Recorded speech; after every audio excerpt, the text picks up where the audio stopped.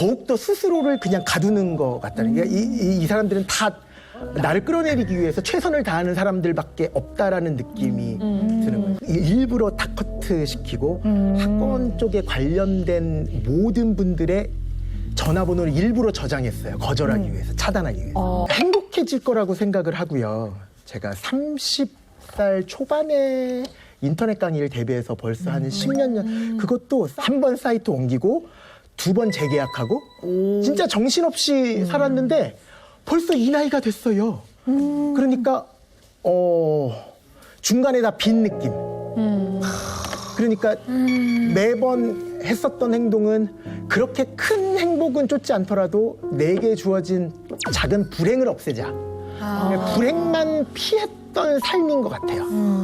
남들은 뭐 어느 정도 선까지는 그 분야에서 올라갔으니까 되게 행복할 것이다라고 생각을 하지만 그리고 스스로도 불행하지 않기 위해서 최선을 다해서 산 것 같은데 불행만 피하다 보니까 오히려 행복이 더 멀어진 게 아닌가 이런 생각이 들어서 지금을 느껴보면 정말 허무한 인생인 것 같아요. 근데 너무 놀라운 게 대한민국 1등 스타 강사가 본인의 삶이 허무하다는 얘기를 들으니까 좀 너무 놀랍네요.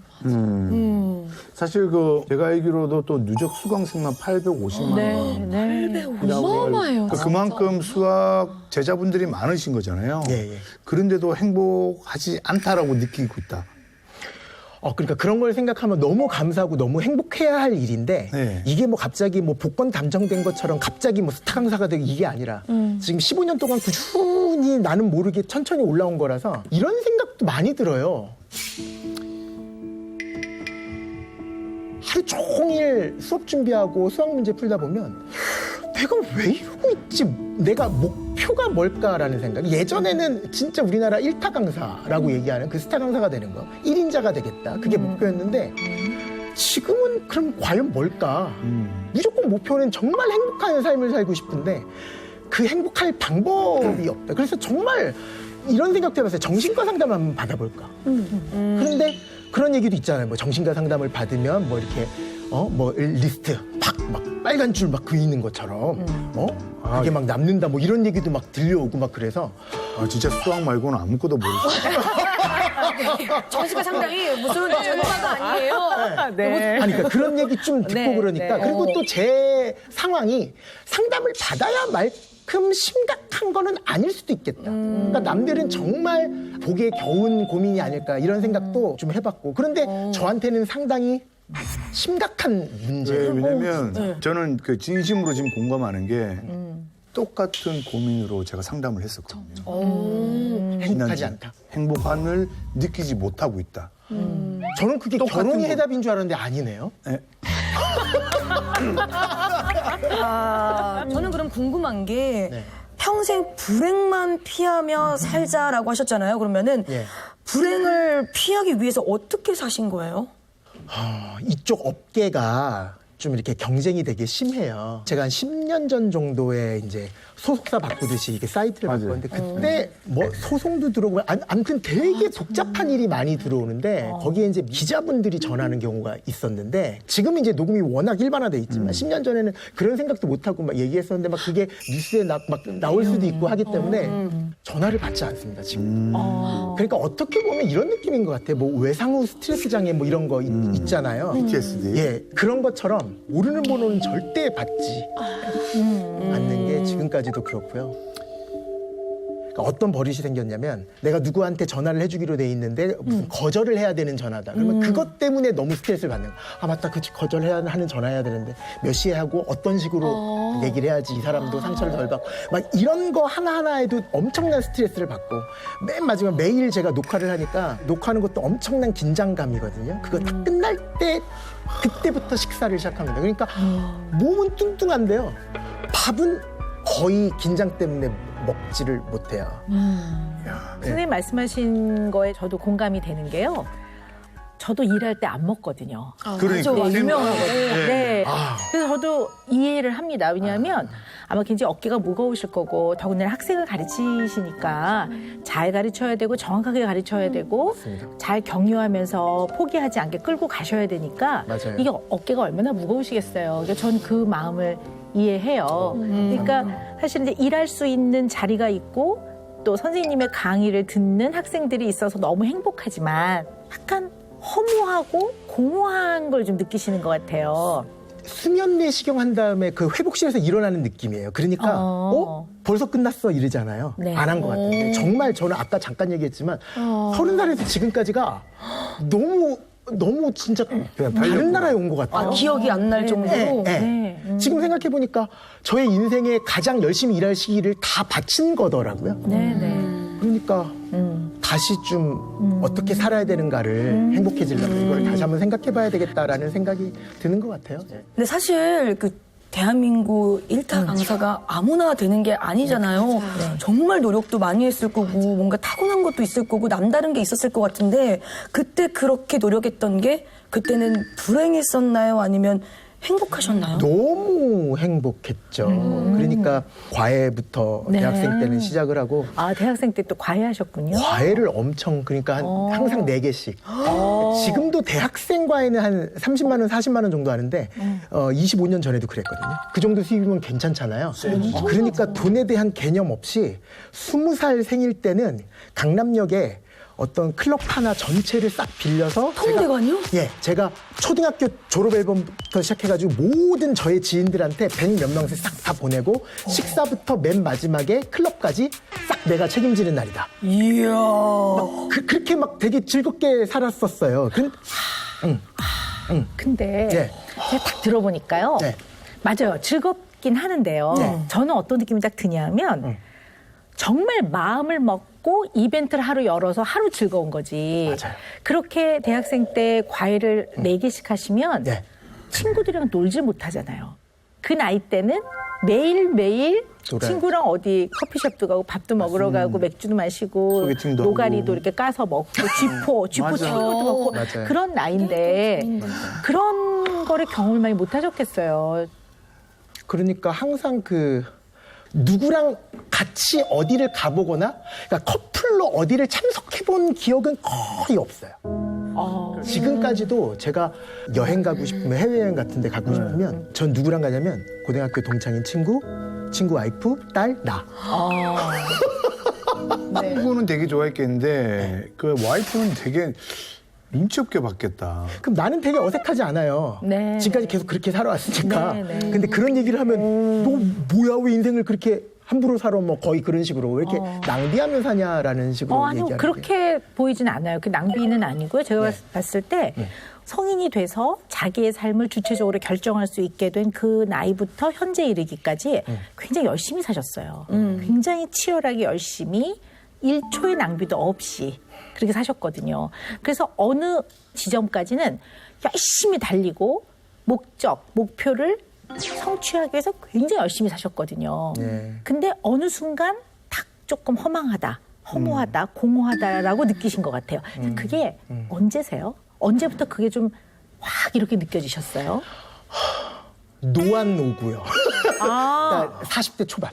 아, 지금으로부터 한 4년 전까지나 몸의 변화를 한 번도 느껴본 적이 없어요. 목 쉬지도 않고 어떻게 이렇게 안 아플 수가 있지 사람이? 진짜 건강하시구나. 네, 그렇게 살아왔는데 한 3, 4년 전부터 하나하나씩 고장 나는 거예요. 그러니까 눈도 지금 항상 가까운 거 휴대폰 볼 때 이러고 멀리 볼 땐 이러고 이게 좀 천천히 돌아오잖아요. 초점 같은 게 그때부터 시작해가지고 하나하나씩 지금도 여기 팔이 별로 안 주거든요. 막 이런 게 하나하나씩 오니까 그러니까 아까 수면 내시경 깬 것 같다 그랬잖아요. 갑자기 일어나 보니까 몸이 좀 하나하나씩 좀 안 좋아지네라는 생각이 딱 들어요. 그래서 또 건강검진을 받아보면 아무런 문제는 없어요. 그런데 좀 기분상으로 그러는가 좀 이렇게 안 좋아지는 모습이 나오니까 야 아니 근데 이해가 좀 되는 게 저도 지금 여기 돋보기를 이렇게 지금 갖고 왔는데요. 예. 이게 어떻게 보면 너무나 자연스러운 에이징 프로세스죠. 이게 이제 사람이 노화로 들어가는 가장 뭐 자연스러운 과정이긴 하지만 그것이 개인한테 주는 상징적인 의미가 있어요. 굉장한 상실감이 오고 이렇게 확 느끼는 거죠. 이게 내가 조금 몸이 이게 조금 이제 나이가 들어가는구나라는 걸 느끼고 뭐 그게 뭐 별겁니까 하지만 그게 개인한테 주는 상징적인 의미가 있더라고요. 아마 그거를 맞아요. 그 시점에 느끼시지 않았나 싶고요. 맞아요. 제가 좀 여쭤보고 싶은 거는 예. 선생님 혹시 뭐 건물 같은 거 혹시 그 무렵 좀 사셨어요? 우리 흔히 말하는 건물주. 그쵸. 그때 이제 제가 하는 게 스튜디오랑 또 제가 음악 좋아하니까 소극장을 홍대에다가 만들고 싶어서 그때쯤에 맞아요. 그때쯤에 만들었어요. 그러실 것 같아요. 왜냐하면 이게 이제 자수성가하는 이런 선생님 같은 유형은 어느 정도 경제적인 안정을 유지할 때까지 열심히 막 달리는 마차에 불을 지르듯이 막 야. 그렇게 살고 막 긴장을 에너지원으로 쓴단 말이에요. 막 달려라 그러고 막 하다가 이제는 어느 정도 안정이 됐구나. 이런 상태가 딱 됐을 때 너무 기쁜데 그 기쁨 뒤에 오는 석세스 디프레션이라고 해요. 성공 이후에 오는 약간의 우울감이 있어요. 그래서 이거를 너무 좋아야 되는데 약간 그 뒤에 오는 약간 이렇게 무슨 부귀영화를 바라려고 이렇게 살았나 이런 마음이 이렇게 오면서 약간의 그 공허함이 있을 수가 있거든요. 그래서 이제 그런 면도 한번 좀 잘 살펴보셔야 될 것 같아요. 예. 사람이 이제 내가 행복해라고 느끼는 쪽이 외향적인 사람들이 조금 더 높대요. 그게 왜 그런가 하고 봤더니 외향적인 사람들은 일단 밖으로 향해 있잖아요. 그러니까 사람들이 뭐 하나 궁금하고 이제 사람을 좀 만나야지만 오히려 에너지 회복이 되는 사람들이거든요. 그러니까 관계를 많이 맺고 그다음에 새로운 자극을 찾아서 밖으로 많이 나가다 보니까 물론 좋지 않은 것도 경험하겠지만 재미있는 것도 많이 경험을 하는 거죠. 그래서 이게 이제 뭘 의미하냐면 인간이 행복하다고 느끼는 것 중에 굉장히 중요한 것이 관계란 말이에요.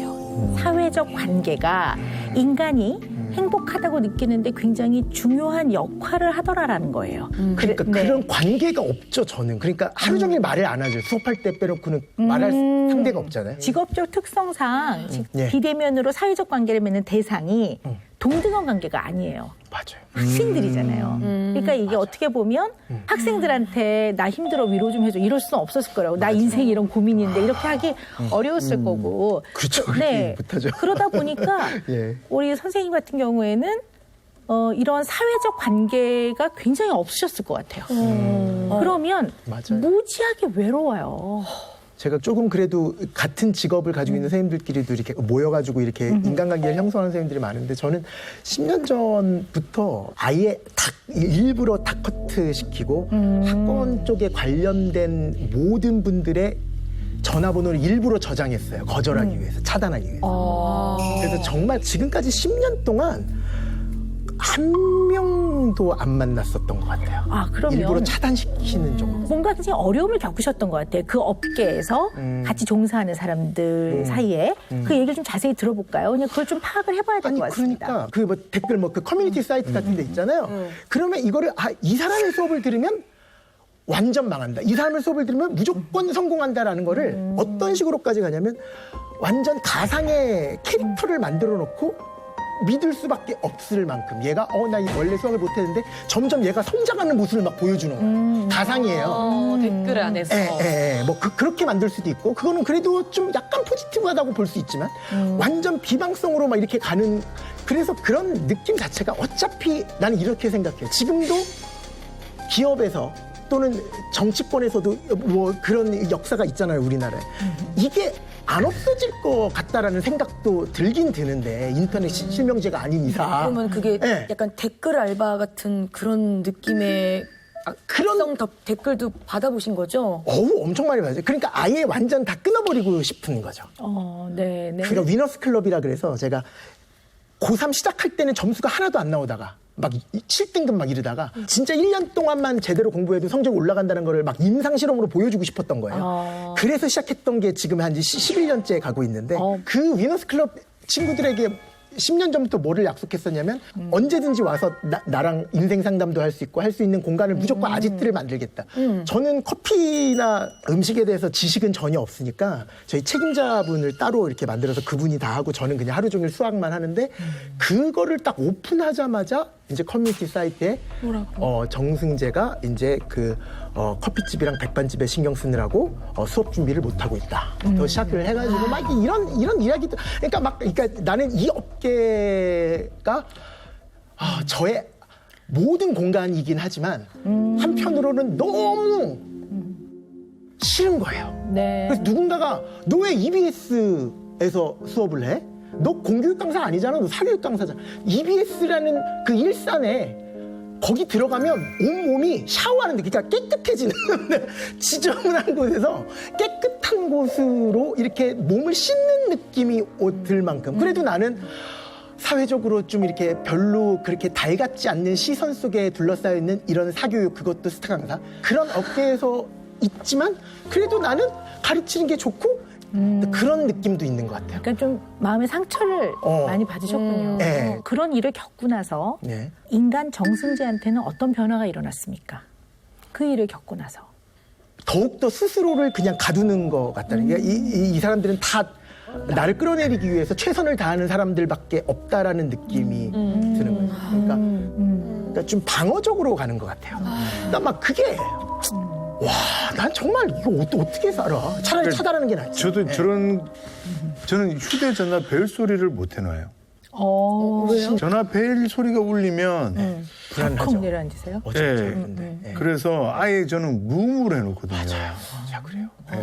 이게 전화가 굉장히 두려운 이런 거를 전화 공포증이라고 해요. 그래서 콜포비아라고 하는데요. 소셜 앵자이티라고 하죠. 사회적 불안 중에 하나라고 보는 게 맞을 것 같아요. 왜냐하면 이게 전화는 귀신이 하지 않고 사람이 하니까. 그러니까 사람이 이 전화라는 도구를 사용해서 다른 사람과 사회적 관계를 맺기 위해서 전화를 하는 거니까. 그러니까 이제 선생님 같은 경우는 수학 영역에서야 승승장구고 성공을 이루셨지만 야생처럼 아주 치열한 경쟁 이런 데서 막 비방과 음모와 이런 것들이 난무했다면 사람의 관계를 편안하게 생각하기가 어렵고 신뢰하기가 굉장히 어려웠을 것 같아요. 더군다나 상처가 있었다면 사람을 신뢰하기가 쉽지 않았겠구나라는 생각이 들거든요. 근데 원래 그런 걸로 행복을 느끼는 사람인데 그 관계가 다 단절이 되고 사람 관계를 두려워하게 되니까 전화 같은 경우도 예전에 이제 경험상 전화를 받았더니 나한테 불행한 일이 생기네. 나한테 굉장히 상처를 주는 일이 생겼네. 그럼 이제 이 콜이 형성이 되는 거죠. 저 모르는 전화를 받는 것, 이 콜, 나한테 되게 나쁜 것. 그러니까 이제 딱 그 공식이 딱 성립이 되면서 안 받고 싶으신 거죠. 네. 이게 over generalization이라고 하는데요. 이게 과일반화가 조금 과일반화. 과도하게 일반화시키는 거라고 하는데요. 이게 예를 들면 뉴스에서 어떤 사건이 벌어졌어요. 버스를 탔더니 뭐 이런 사고가 났다. 뭐 택시를 탔더니 이런 사고가 났다. 뭐 이러면 그 다음에 이제 절대 버스를 안 탄다든가. 맞아, 그런 사람들 많아요. 이런 것들이 본인을 보호하기 위해 불안이라는 기전을 사용하지만 이 불안이 높아지면서 완전히 안전하다고 느껴지지 못하는, 담보하지 못하는 상황에 다 그것을 적용해서 과도하게 일반화를 시키는 거라고 볼 수가 있죠. 네. 그것도 나아질 수 있는 거죠, 그러니까. 그럼요. 제가 사전에 좀 간단하게 MMPI라고 그 문장 무지하게 문제수 많은 거 하셨잖아요. 제가 했었던 거예요? 네. 이제 그거 살펴보니까요. 예. 어떻게 나오던가요? 선생님은 어떤 정말 너무 궁금해요. 너무 궁금하시죠? 네, 어떤 분이시죠? 간소리 있나요? 가능성을 보는 게 우리 선생님이 뭐 그냥 검사에서 나온 것만 가지고 얘기를 좀 해보면요. 예. 굉장히 섬세한 분이시더라고요. 네, 그러니까 마음이 굉장히 섬세하고 감수성이 굉장히 높고 예술적이시고 네, 창의적이시더라고요. 그래요? 네, 그리고 여리시더라고요, 마음이. 선생님의 특성이 네. 굉장히 이렇게 정확해야 되고 또 수학을 또 전공하셨으니까 그래서 이렇게 정확해야 되는데 가장 정확하게 측정하기 어려운 게 인간이에요. 인간의 마음은 정확하게 측정하기가 어려워요. 수치가 안 나오지. 네, 수치가 안 나오는 거거든요. 그러니까 정확성이 담보가 안 될 때는 약간 걱정이 되고 불안한 것 같아요. 뭐 예를 들어서 사람들이 이렇게 미묘한 자극을 딱 준단 말이에요. 근데 그거에 또 예민도 하시고 예민하다는 게 나쁜 뜻이 아니라 굉장히 센시티브하게 놓치지 않고 잘 받아들이시는데 또 영향도 받으세요. 그런데 마음에 또 나를 싫어하나 봐 이렇게 영향도 받으시기 때문에 그러니까 같은 과 그래서 좋겠어요. 저는 쌤이랑 방송을 한 1년 반 같이 했기 때문에 쌤이 저에 대한 성향을 잘 알고 있죠. 네네네. 그런 아주 비슷한 면이 있으세요. 그래서 이게 어떨 때 살짝 선을 넘어가면 좀 긴장되고 불편한 거죠. 그래서 조금만 덜 하면 굉장히 좋은 장점인데 왜냐하면 둔하지 않고 배려심도 많고 남을 절대로 마음 상하지 않게 하고 이렇거든요. 그 정도까지는 조금 낮추면 참 좋을 것 같아요. 뭐 이 세상에는 그런 사람도 있고 저런 사람도 있는 거지라고 그냥 넘겨야 되는 건데 그걸 네. 가지고 너무 크게 해석도 하고 네. 내가 이렇게 살면 안 되는 네네네. 건가라는 생각도 막 들고 네. 내가 잘못하고 있는 건 뭐 이런 느낌으로 네, 계속 네. 아니, 근데 선생님인데 선생님이 네. 네, 맞아요.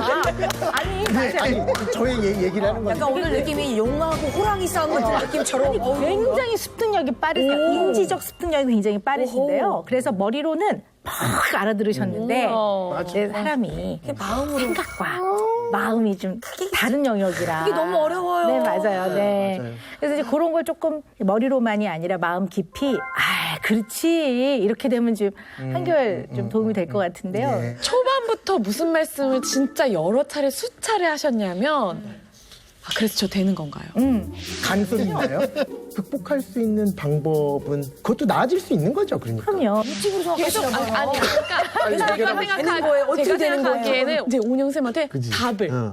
그래서 이 문제의 답을 뭘까요? 나아질 수 있나요? 빨리 결론 내려야 저는 어떻게 될까요? 맞네. 계속 그거를 계속 하시면서 점점점 다가가고 계세요. 지금. 이거 무릎에 안 깼어요. 근데 이제 답을 예. 드려야 될 것 같아요. 그래야지 좀 편해지실 것 같아요. 예, 예. 숫자적으로 수치로 제가 대신할 수는 없지만 예. 원래 사람의 이런 불안은 정서의 영역이잖아요. 예. 근데 이 마음을 다루는 거는 죽을 때까지 발달하거든요. 그러니까 오늘 하나를 배우면 어제보다 내일이 나아요. 그건 분명하거든요. 예, 예. 그리고 어떻게 보면 좀 편안하게 사람과 교류하고 또 이렇게 마음을 툭 터놓고 이런 경험이 굉장히 없으셨던 것 같아요. 그럼 이제 그거를 경험을 하면 경험이 쌓이면서 늘어요. 사회적 관계를 맺는 게 느는데요. 우리가 평생 태어나서 죽을 때까지 정말 밀접한 나의 정서적 안정과 안전을 제공하는 대상자는 2, 3, 4명 정도이다. 그래서 결혼을 하신 분은 배우자가 되는 것이 좀 그래도 좀 훨씬 바람직하다고 보는데 어릴 때는 부모이고요. 네. 그러나 뭐 아주 친한 친구 또 가까운 사람 사회에서 만나도 굉장히 가까워지는 경우가 있기 때문에 이런 아주 의미 있는 이제 밀접한 관계를 맺는 게 필요하실 것 같아요. 그럼 그런 걸 늘려야 되는 건가요? 그런 사람들을 좀 더. 네. 눈이 막 깜짝깜짝 들리면 되는 건가요? 네. 근데 이제 저는 또 하나 추천하는 거니 그냥 뭐 연인이 생기셨으면 좋겠다는 생각도 하고요. 개인적으로는요. 이제 선생님께는 가까운 사람한테 손편지를 써라라는 게 이제 제가 드리는 매직입니다. 손편지? 네, 손편지. 너무 부담을 갖지 마시고요. 제가 손편지 쓰라고 하는 거는 이렇게 머리를 가만히 떠올려 보면 한번 연락해봤으면 좋겠다는 사람이 있을 거란 말이에요. 그게 친구든 주변에 가까운 사람이든 선생님의 마음을 담아서 한번 써보세요. 보통 우리는 보고 싶은 사람한테 전화를 해요. 예. 그래서 야 뭐해? 야 진짜 얼굴 보고 싶다 이렇게 하는데 선생님은 콜포비아가 있으시니까 맞아요. 그거 대신에 상대한테 전하고 싶은 특히 그 마음을 뭐 엽서나 간단한 카드나 몇 명한테? 네. 행운의 편지가 아니에요. 영국에서 시작된 편지가 아니고. 그 느낌은 쌤 있더라고요. 제가 올 아내 생일날 2달 전에 손편지를 썼어요. 네. 그럼 뭐 12년이나 살았는데 무슨 뭐 또 할 얘기가 있을까 싶었는데 네네. 내가 무슨 말을 써야 될까 보다는 쓰다 보니까 제 감정이 써지더라고요. 네, 그러면서 한 4장을 꽉꽉 채웠거든요. 네, 그것도 모질했는데 손편지 쓰다 보니까 이성적인 논리로 칠판에 써내려가는 게 아니라 내 감정을 써내려가니까 훨씬 좀 솔직해지고 네, 그래요. 솔직해지고 네. 괜찮더라고요. 네, 가까운 사람과 마음과 마음을 나눌 때 거기서 나오는 힘은 대단히 큽니다. 네, 본인의 마음을 보는 그런 기회, 객관화. 네, 아이디어. 그런 어떤 경험 이게 되게 중요할 것 같아요.